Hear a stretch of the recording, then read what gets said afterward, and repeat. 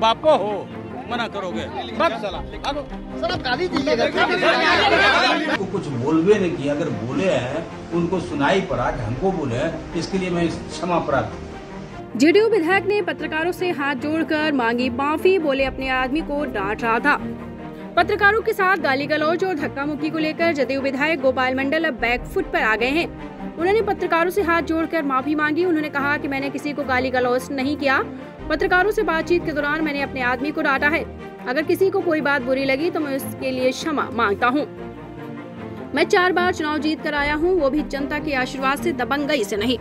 शुक्रवार को अस्पताल में पिस्टल लहराने के सवाल पर जेडीयू विधायक ने अपना आपा खो दिया। गोपाल मंडल ने कहा, तुम लोग पत्रकार हो कि क्या हो, बहुत मुश्किल लगता है। उन्होंने बार बार कहा कि हाँ लहराएंगे, क्या कर लोगे, तुम लोग हमारे बाप हो, पापा हो जो मना करोगे। इसके बाद उन्होंने मीडिया कर्मियों से धक्का मुक्की भी कर दी। अब एक वीडियो के जरिए उन्होंने माफी मांगी है। अपनी बातों से मुकरते हुए कहा कि वो तो अपने आदमी को इस तरह डांट रहा था, उन्हें पत्रकारों से बात करने दिया जाए। जदयू विधायक ने कहा, हम पत्रकार के साथ गाली व्यवहार नहीं किए हैं, हम डांटे हैं अपने आदमी को, हम पत्रकारों को क्यों बोलेंगे।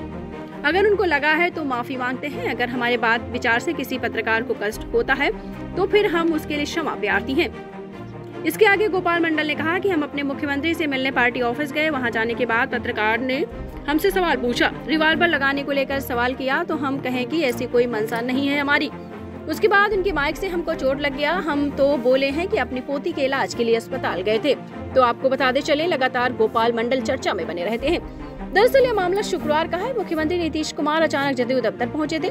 इसके बाद पीछे से जदयू विधायक गोपाल मंडल भी दफ्तर पहुंचे। पत्रकारों से जब उनसे भागलपुर के अस्पताल में पिस्तौल लहराने को लेकर सवाल किया तो वो आग बबूला हो गए। हम कुछ ऐसा दुर्व्यवहार पत्रकार के साथ नहीं किए हैं। हम डांटे अपने आदमी को, और अगर हमरे बात विचार से किसी पत्रकार को कष्ट होता हो तो हम उसके लिए क्षमा प्रार्थी हैं। मैं 4 बार चुनाव जीत के आया हूं और पब्लिक के आशीर्वाद से, ऐसा नहीं कोई दबंगई से। और ये बात नहीं है हम किसी को कुछ बोलबे नहीं किया, अगर बोले हैं उनको सुनाई पड़ा कि हमको बोले हैं, इसके लिए मैं क्षमा प्रार्थी हूँ। हम आज अपने मुख्यमंत्री से मिलने के लिए पार्टी ऑफिस गए। वहां जाने के बाद पत्रकार ने हमसे पूछा, गोपाल मंडल जी आप भागलपुर अस्पताल में रिवॉल्वर लहराते, हमने ऐसी कोई मंशा नहीं, हम सारी कहानी उनको सुना दिए, ये बात है। तो वो माइक तक से हमको चोट लगा दिए, सब कुछ लगा दिया। हम बोले अपने पोती के इलाज के लिए गए हुए थे और वहां पर हम रिवॉल्वर खोसे हुए थे, कमर में स्लिप कर गया, हाथवा में ले लिए। अब किसी को देना भी नहीं था, हाथ में इसे इस टाइगर पर नहीं बल्कि पकड़े हुए थे। ये हम किए और उसके बाद वही बात बोले। तो वो बोला कि आप लहराइएगा अथी, तो हमारा वो माइक से चोट लग गया, सब कुछ लग गया हमको। तो हमारा आदमी, हमारा एक ही बॉडीगार्ड था, 3 बॉडीगार्ड में, ये पीए था, तो ये हटाने का काम कर रहा था।